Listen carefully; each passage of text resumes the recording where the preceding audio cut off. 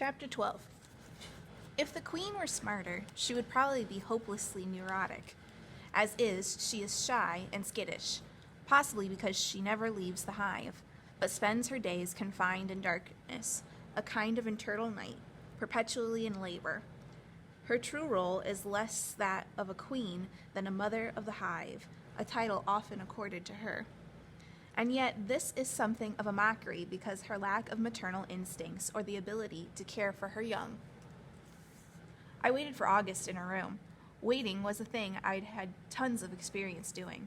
Waiting for the girls at school to invite me somewhere, for T. Ray to change his ways, for the police to show up and drag us off to the Everglades prison, for my mother to send a sign of love.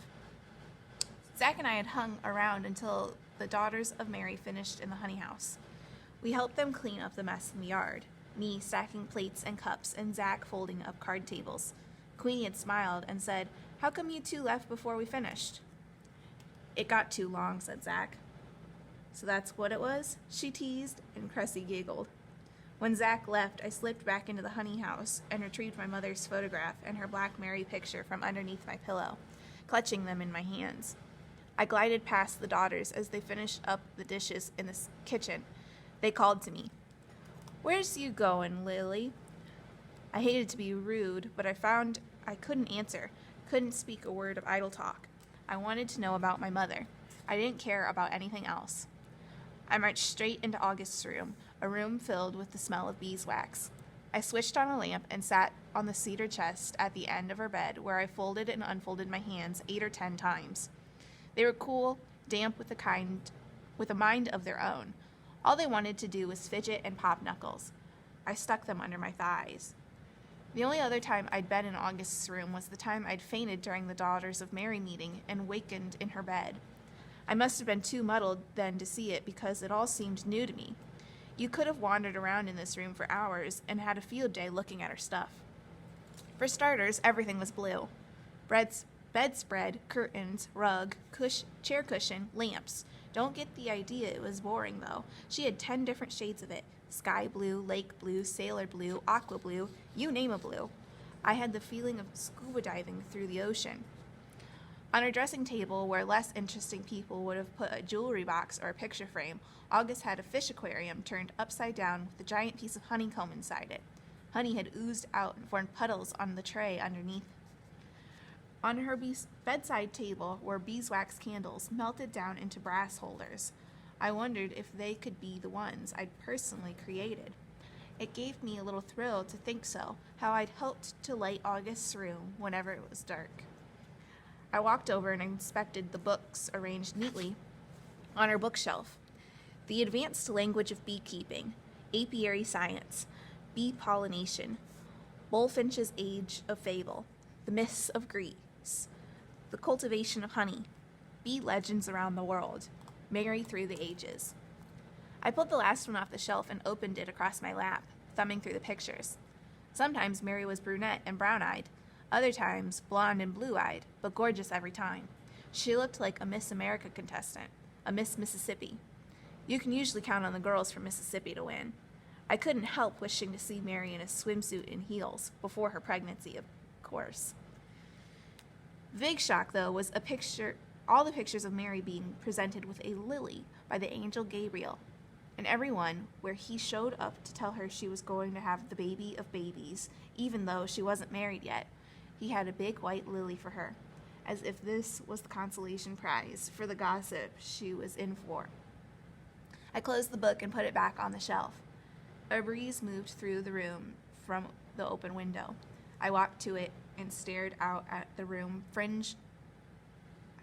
dark fringe of trees by the edge of the woods, a half moon wedged like a gold coin into a slot, about to drop through the sky with a clink. Voices filtered through the screen. Women voices. They rose in chirps and melted away. The daughters were leaving. I twisted my hair with my fingers, walked around the throw rug in circles, the way a dog will do before it settles onto the floor. I thought about prison movies in which they were about to electrocute some prisoner, wrongly convicted, of course, the camera going back and forth between the poor man sweating in his cell block and the clock creeping toward 12. I sat down on the cedar chest again. Footsteps landed on the floorboards in the hallway. Precise, unhurried steps. August steps. I sat up, straighter, taller, my heart starting to beat so I could hear it in my ears. When she stepped into the room, she said, "I thought I might find you here." I had a desire to bolt past her through the door, dive out the window. "You don't have to do this," I told myself, but the wanting rose up. I had to know. "Remember when," I said, my voice came out barely a whisper. I cleared my throat. "Remember when you said we should have a talk?" She closed the door, a sound so final. "No turning back," it said. "This is it," it said. I remember it very well. I laid out the photograph of my mother on the cedar chest. August walked over and picked up the picture. "You're the spitting image of her." She turned her eyes on me, her big, flickering eyes with the copper fire inside them. I wished I could look out at the world through them just one more time. "It's my mother," I said. "I know, honey. Your mother was Deborah Fontenelle Owens." I looked at her and blinked. She stepped toward me, and the yellow lamplight glazed her glasses so I could no longer make out her eyes. I shifted my position so I could see them better. She dragged the chair from her dressing table over to the cedar chest and sat down facing me. "I'm so glad we're finally going to talk this out." I could feel her knee barely touching mine. A full minute passed without either of us saying a word. She held the picture, and I knew she was waiting for me to break the silence. "You knew she was my mother all along?" I said, uncertain whether I felt anger or betrayal, or just plain surprise.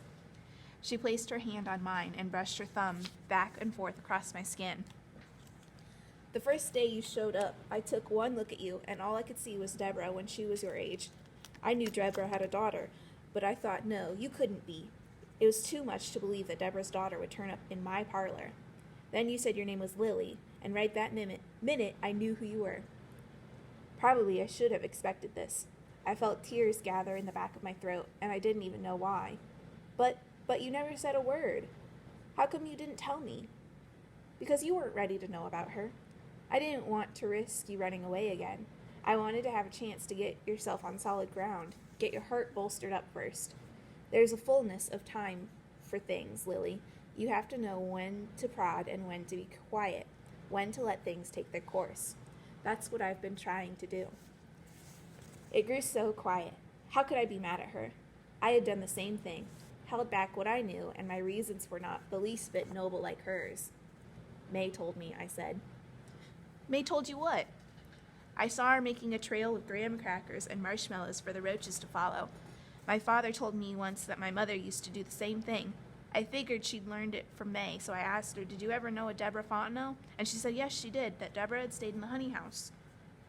August shook her head. "Goodness, there's so much to tell. You remember how I told you I worked as a housekeeper back in Richmond before I got my teaching job? Well, that was in your mother's house." My mother's house. It seemed odd to think of her with a roof over her head. A person who lay on a bed, ate food at a table, took baths in a tub. "You knew her when she was little?" "I used to take care of her," August said. "I ironed her dresses and packed her school lunch in a paper bag. She loved peanut butter. That's all she wanted. Peanut butter Monday through Friday." I let out my breath, realizing I'd been holding it. "What else did she love?" "She loved her dolls. She would hold little tea parties for them in the garden, and I would make these teeny tiny sandwiches for their plates." She paused like she was remembering. "What she didn't like was schoolwork. I had to stay after her all the time about it, chase her around calling out spelling words. One time she climbed a tree, hiding up there so she wouldn't have to memorize a poem by Robert Frost. I found her, climbed up there with the book, and wouldn't let her come down till she could say the whole thing by heart." Closing my eyes, I saw my mother perched beside August on a tree limb, going through each line of stopping by woods on a snowy evening, which I myself had had to learn for English. I let my head drop, closed my eyes.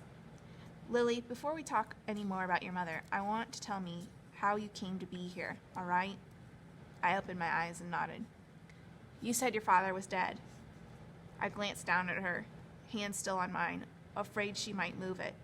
"I made that up. He's not really dead. He just deserves to be dead."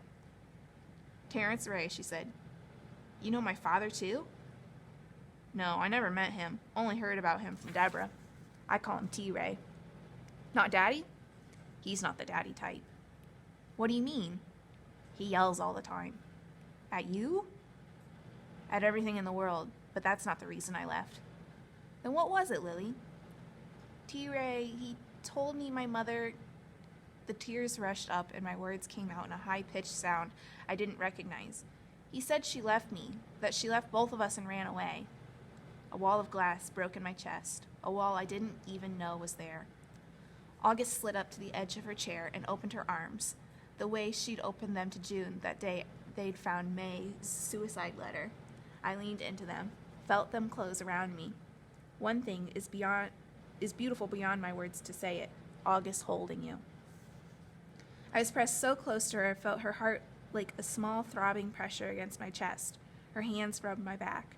She didn't say, "Come on now, stop your crying, everything's going to be okay," which is the automatic thing people say when they want you to just shut up. She said, "It hurts. I know it does. Let it out. Just let it out." So I did, with my mouth pressed against her dress. It seemed like I drew up my whole life load of pain and hurled it into her breast, heaved it with the force of my mouth, and she didn't flinch. She was wet with my crying. Up round her collar, the cotton of her dress was plastered to her skin. I could see her darkness shining through the wet places. She was like a sponge, absorbing what I couldn't hold anymore.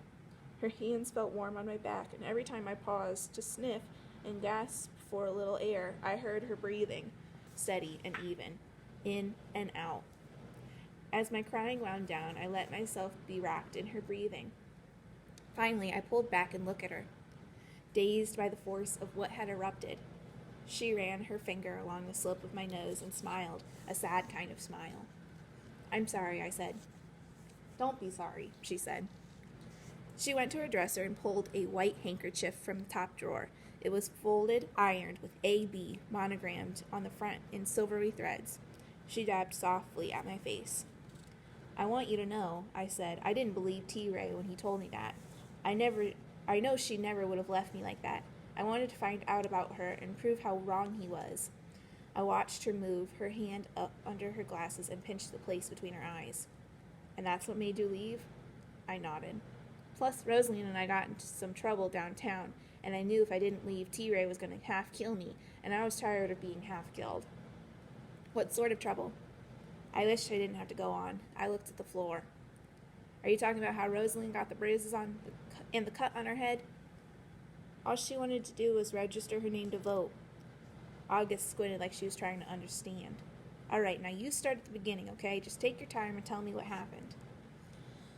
The best I could, I told her the miserable details, careful not to leave anything out. Rosaline practicing writing her name, the 3 men taunting her, how she poured snuff juice on their shoes. "A policeman took us to jail," I said, and I heard how strange the words sounded to my ears. I could only imagine how they sounded to August. "Jail?" she said. Her bones seemed to soften a little in her body. "They put you in jail? What was the charge?" "The policeman said Rosaline assaulted the men, but I was there, and she was only protecting herself, that's all." August's jaw tightened, and her back went ramrod straight. "How long were you in there?" "Me, I didn't stay long. T-Ray came and got me out, but they wouldn't let Rosaline go, and those men came back and beat her up." "Mother of God," said August. The words hovered over us, and I thought of Mary's spirit, hidden everywhere, her heart a red cup of fierceness tucked among ordinary things. Isn't that what August had said? Here, everywhere, but hidden? Well, how did she finally get out? Some things you have to take a deep breath and just say, "I went to the hospital where they'd taken her to get stitches, and I sneaked her past the policeman." "Mother of God," she said for the second time. She stood up and walked one loop around the room. "I never would have done it, except T-Ray said the men who beat Rosaline were the meanest hater of colored people anywhere, and it would be just like him to come back and kill her. I couldn't leave her in there." It was scary. My secrets spilled all across the room, like a garbage truck had backed up and dumped its sorry contents across the floor for her to sort through. But that wasn't what frightened me the most. It was the way August leaned back in her chair and looked off toward the window with her gaze skimming the top of my head, looking at nothing but the sticky air, her thoughts a nerve-wracking mystery. A fever broke along my neck. "I don't mean to be a bad person," I said, and stared at my hands, how they were folded together like hands in prayer. "I can't seem to help it." You would think I was totally cried out, but tears beaded again along my lids. I do all the wrong things. I tell lies all the time. Not to you. Well, I have, but for good reasons. And I hate people. Not just T-Ray, but lots of people. The girls at school, and they haven't even done anything to me except ignore me. I hate Willifred Marchant, the poet of Tiburon, and I don't even know her. Sometimes I hate Rosaline because she embarrasses me, and when I first came here, I hated June. A flood of silence now. It rose like water. I heard a roar in my head, rain in my ears. Look at me. Put your hand back on mine. Say something. By now, my nose was running along with my eyes. I was sniffling, wiping my cheeks, unable to stop my mouth from spewing out every horrible thing I could drum up about myself. And once I was finished, well, if she could love me then, if she could say, Lily, you are still a special flower planted on the earth, then maybe I would be able to look in the mirror in her parlor and see the river glistening in my eyes, flowing on despite the things that had died in it. But all of that's nothing, I said. I was on my feet, needing to go someplace, but there was no place to go. We were on an island, a floating blue island in a pink house, where I spilled out my guts and then hoped I wasn't tossed out to the sea to wait for my punishment. August was looking at me, waiting. I didn't know if I could say it. It was my fault she died. I killed her. I sobbed and dropped straight down onto my knees on the rug. It was the first time I'd ever said the words to another person, and the sound of them broke open my heart. Probably one or two moments in your whole life will you hear a dark whispering spirit, a voice coming from the center of things. It will have blades for lips and will not stop until it speaks. The one secret thing at the heart of it all. Kneeling on the floor, unable to stop shuddering, I heard it plainly. It said, "You are unlovable, Lily Owens. Unlovable. Who could love you? Who in this world could ever love you?" I sank farther down onto my heels, hardly aware of myself, mumbling the words out loud. I'm unlovable. When I looked up, I saw dust particles floating in the lamplight. August standing, looking down at me. I thought she might try to pull me to my feet, but instead she knelt beside me and brushed the hair back from my face. "Oh, Lily," she said. "Child." "I accidentally killed her," I said, staring straight into her eyes. "Listen to me now," said August, tilting my chin to her face. "That's a terrible, terrible thing for you to live with, but you're not unlovable. Even if you did accidentally kill her, you are still the most dear, most lovable girl I know. Why, Rosaline loves you. May loved you. It doesn't take a wizard to see Zach loves you. And every one of the daughters loves you too. And June, despite her ways, loves you too. It just took her a while longer because she resented your mother so much." "She resented my mother? But why?" I said, realizing that June must have known who I was all on too. "Oh, it's complicated, just like June. She couldn't get over me working as a maid in your mother's house." August gave her head a shake. "I know it wasn't fair, but she took it out on Deborah, and then on you. But even June came around to loving you, didn't she?" "I guess," I said. "Mostly, though, I want you to know I love you, just like I loved your mother." August stood up, but I stayed where I was, holding her words inside me. "Give me your hand," she said, reaching down. Getting to my feet, I felt dizzy around the edges, that feeling like you stood up too fast. All this love coming to me, I didn't know what to do with it. I wanted to say, "I love you too. I love you all." The feeling rose up in me like a column of wind, but when it got to my mouth, it had no voice, no words, just a lot of air and longing. "We both need a little breather," August said, and she plodded toward the kitchen. August poured us a glass of ice water from the refrigerator.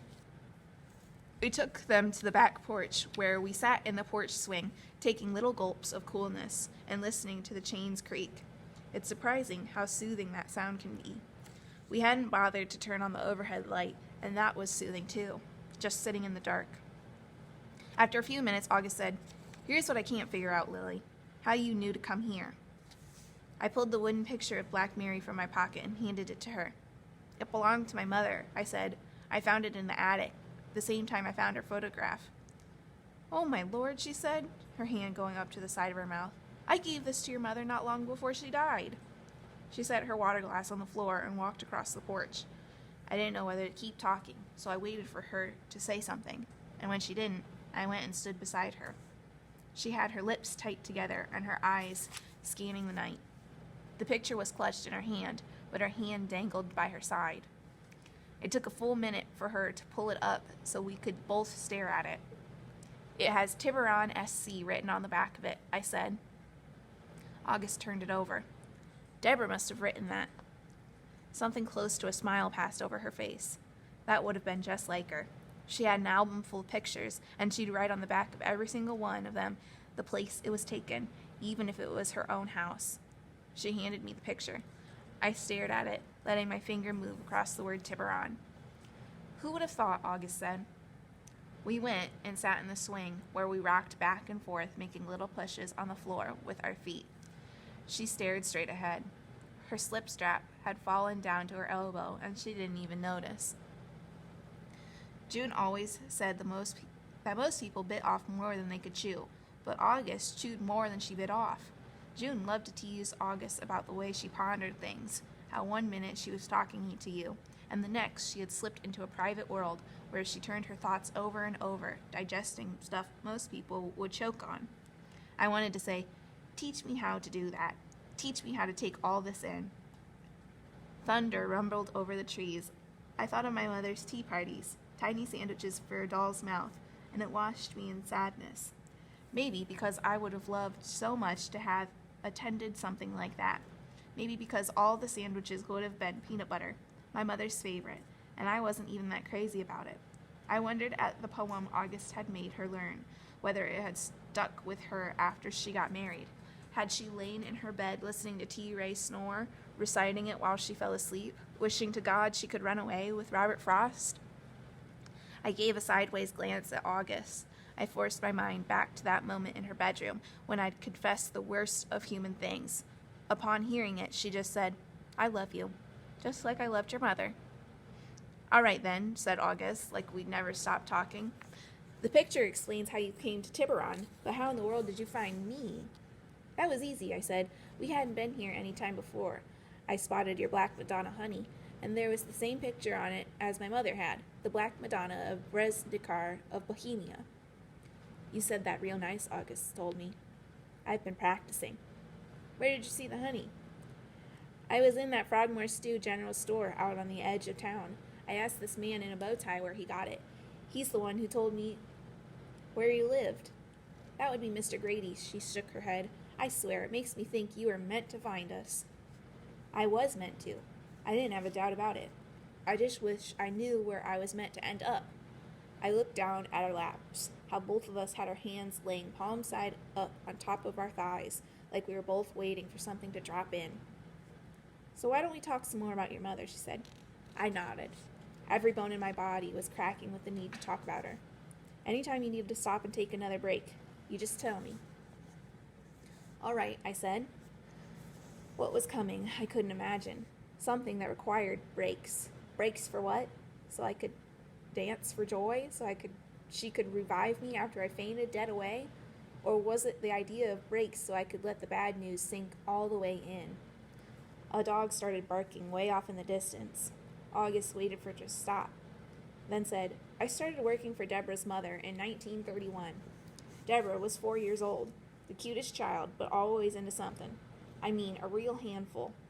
For one thing, she used to walk in her sleep. One night, she walked outside and climbed a ladder the roofers had left leaning against the house. Her sleepwalking nearly drove her mother crazy. She laughed. And your mother had an imaginary friend. You ever had one? I shook my head. She called hers Ticketee. She would talk to her out loud like she was standing right there in front of us. And if I forgot to set a place for Ticketee at the table, Deborah would throw a fit. Once in a while, though, I'd set a place and she'd say, What are you doing? Ticketee's not here. She's off starring in movies. Your mother loved Shirley Temple. Ticketee, I said, wanting to feel that on my tongue. That Ticketee was something, August said.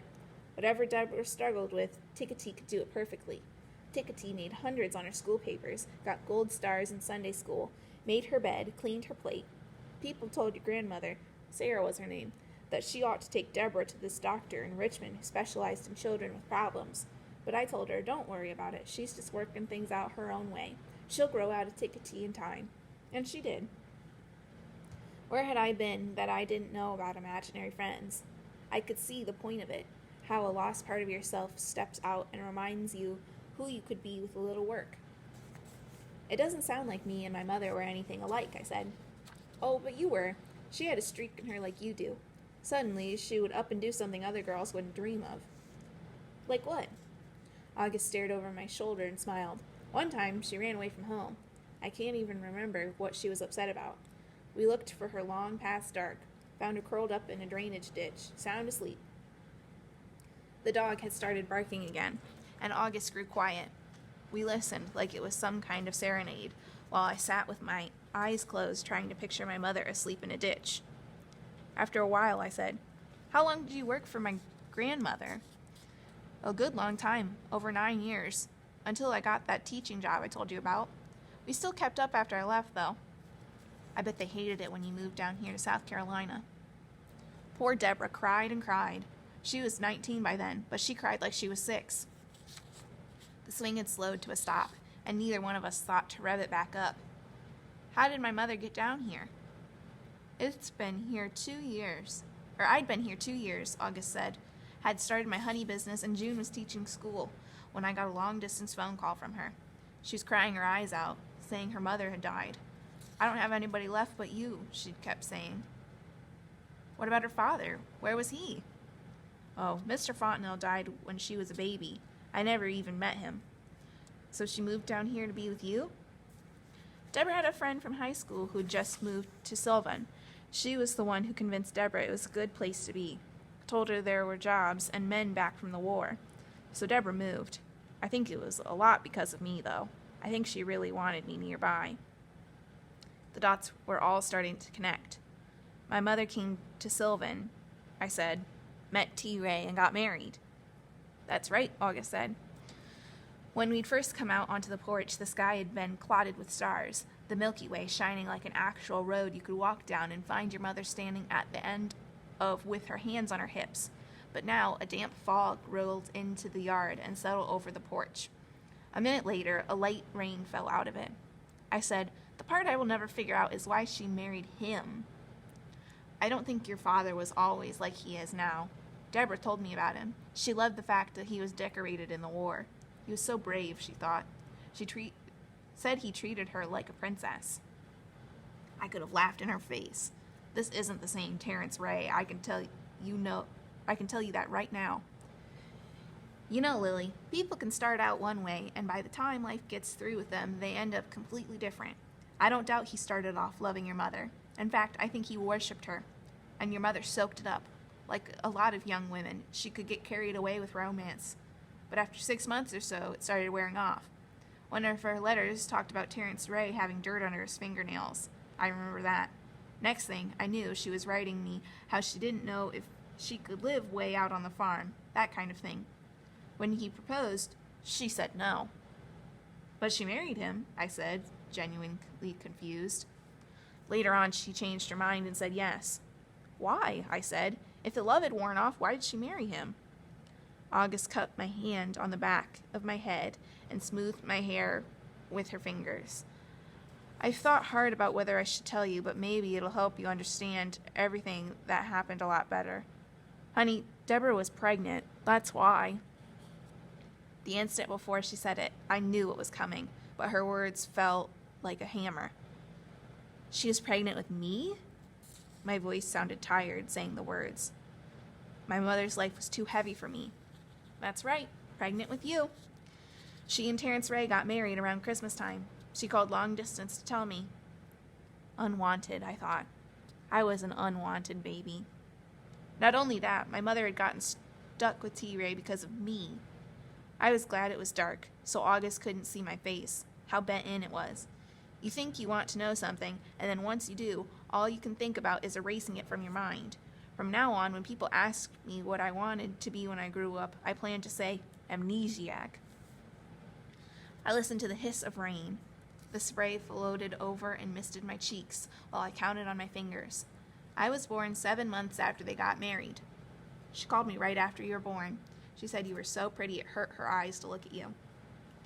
Something about this caused my own eyes to sing, like sand had flown into them. Maybe my mother had cooed over me after all. Made embarrassing baby talk. Twirled my newborn hair like the top of an ice cream cone. Done it up with pink bows. Just because she didn't plan on having me didn't mean she hadn't loved me. August went on talking while I leaned back into the familiar story I'd always told myself, the one about my mother loving me beyond reason. I'd lived inside it the way a goldfish lives in its bowl, as if that was the only world there was. Leaving it would be the death of me. I sat there with my shoulders slumped, staring at the floor. I would not think about the word unwanted. "Are you all right?" August said. "You want to go to bed now and sleep on all of this? Talk about the rest in the morning?" "No," burst out of my lips. I took a breath. "I'm fine, really," I said, trying to sound unruffled. "I just need some more water." She took my empty glass and went to the kitchen, looking back twice at me. When she returned with the water, she had a red umbrella hooked over her wrists. "In a little while, I'll walk you over to the honey house," she said. As I drank, the glass shook in my hand, and the water would hardly go down. The sound of swallowing in my throat grew so loud it blotted out the rain for several seconds. "Are you sure you don't want to go to bed now?" August said. "I'm sure. I need to know." "You need to know what, Lily?" "Everything," I said. August settled herself beside me on the swing, resigned. "All right, then," she said. "All right." "I know she only married him because of me, but do you think she was just a little bit happy?" I asked. "I think for a while she was. She tried, I know that. I got a dozen or so letters and at least that many phone calls from her, spread out over the first couple of years, and I could see she was making an effort. Mostly she wrote about you, how you were sitting up, taking your first steps, playing patty cake. But then her letters came less and less often, and when they did come, I could tell she was unhappy. One day, she called me up. It was the end of August, or 1st of September. I remember because we'd had Mary Day not long before that. She said she was leaving T-Ray, that she had to leave home. She wanted to know if she could stay with us here for a few months till she figured out where to go. Of course, I said, that would be fine. When I picked her up at the bus station, she didn't even look like herself. She had gotten so thin and had these dark circles under her eyes. My stomach did a slow roll. I knew we'd come to the place in the story I feared the most. I began to breathe very fast. "I was with her when you picked her up at the bus station. She brought me along, didn't she?" August leaned over and whispered against my hair. "No, honey, she came by herself." I realized I'd bitten the skin inside my cheek. The taste of blood made me want to spit, but I swallowed it instead. "Why?" I said. "Why didn't she bring me?" "All I know, Lily, is that she was depressed, kind of falling apart. The day she left home, nothing unusual happened. She just woke up and decided she couldn't be there anymore. She called a lady from the next farm to babysit, and she drove Terrence Ray's truck to the bus station. Up until she got here, I thought she'd be bringing you with her." The swing groaned while we sat there, smelling warm rain, wet wood, rotted grass. My mother had left to me. "I hate her," I said. I meant to shout it, but it came out unnaturally calm, low and raspy, like the sound of cars crunching slowly over gravel. "Now hold on, Lily." "I do. I hate her. She wasn't anything like I thought she was." I spent my life imagining all the ways she loved me. What a perfect specimen of a mother she was, and all of it was lies. I had completely made her up. It was easy for her to leave me because she never wanted me in the first place," I said.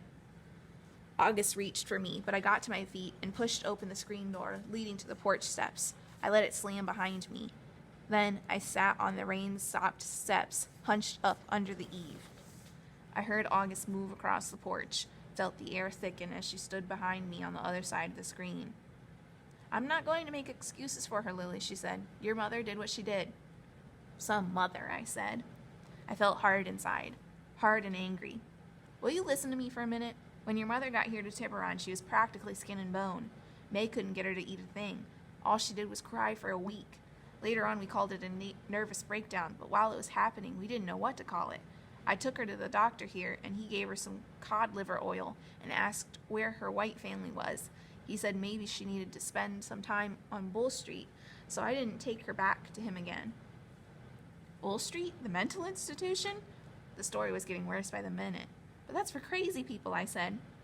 I guess he didn't know what else to do for her, but she wasn't crazy. She was depressed, but not crazy.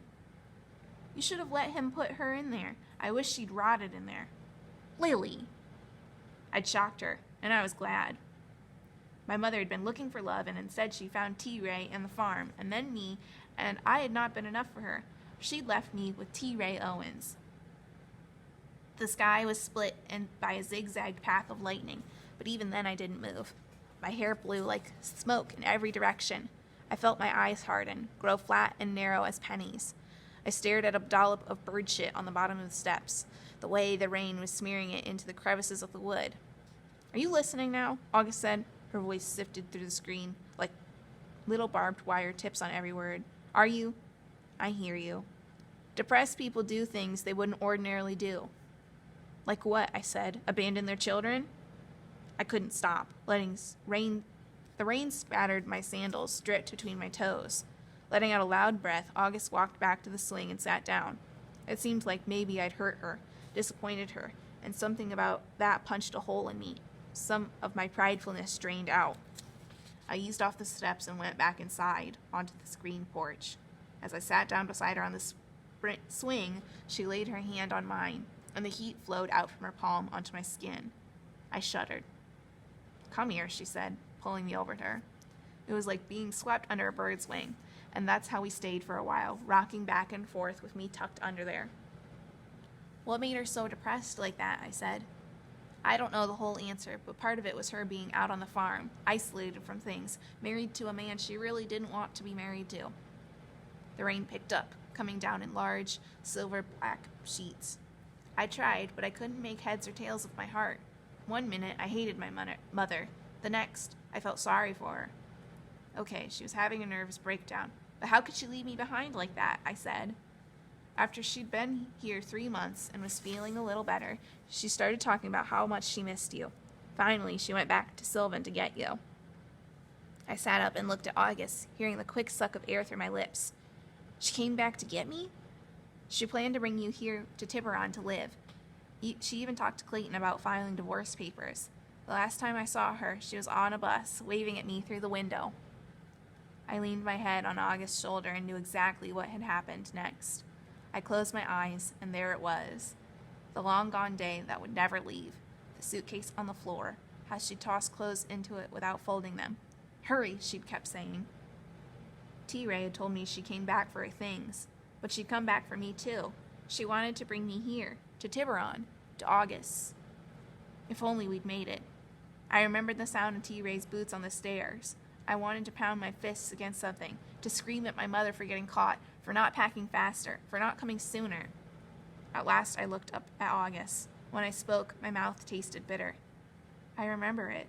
I remember her coming back for me. I wondered about that, she said. T-Ray found her packing. They were yelling and fighting. I stopped, hearing their voices in my head. Go on, August said. I looked down at my hands. They were trembling. She grabbed a gun from inside the closet, but he took it away from her. It happened so fast it gets mixed up in my brain. I saw the gun on the floor, and I picked it up. I don't know why I did that. I wanted to help, to give it back to her. Why did I do that? Why did I pick it up? August slid out to the edge of the sling and turned to face me. Her eyes were determined, looking. Do you remember what happened next after you picked it up? I shook my head. Only the noise. The explosion. So loud. The chains on the swing twitched. I looked over and saw August frowning. How did you find out about my mother dying? I said.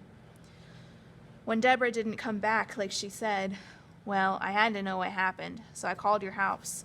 A woman answered, said she was a neighbor. A neighbor of ours told you? I asked. She said Deborah had been killed in an accident with a gun. That's all she would say. I turned and looked out at the night, at dripping tree limbs, at shadows moving on the half-lit porch. You didn't know that I was the one who did it? No, I never imagined such a thing, she said. I'm not sure I can imagine it now. She laced her fingers together, then laid them in her lap. I tried to find out more. I called back again, and Terrence Ray answered, but he wouldn't talk about it. He kept wanting to know who I was. I even called the police station in Sylvan, but they wouldn't give out any information either, just said it was an accidental death. So I've had to live with not knowing all these years. We sat in stillness. The rain had nearly stopped, leaving us with all this quiet and a sky with no moon. Come on, Lily, August said. Let's get you in bed. We walked into the night, into the blurring song of katydids, the thud splat of raindrops on the umbrella, all those terrible rhythms that take up inside when you let your guard down. Left you, they drummed. Left you, left you. No one can be a curse on a person's life. I'd traded it in a pack of lies for a pack of truth, and I didn't know which one was heavier, which one took the most strength to carry around. It was a ridiculous question, though, because once you know the truth, you can't ever go back and pick up your suitcase of lies. Heavier or not, the truth is yours now. In the honey house, August waited till I crawled under the sheets, then bent over and kissed my forehead. Every person on the face of the earth makes mistakes, Lily. Every last one. We're all so human. Your mother made a terrible mistake, but she tried to fix it. Good night, I said, and rolled onto my side. There's nothing perfect, August said from the doorway. There's only life.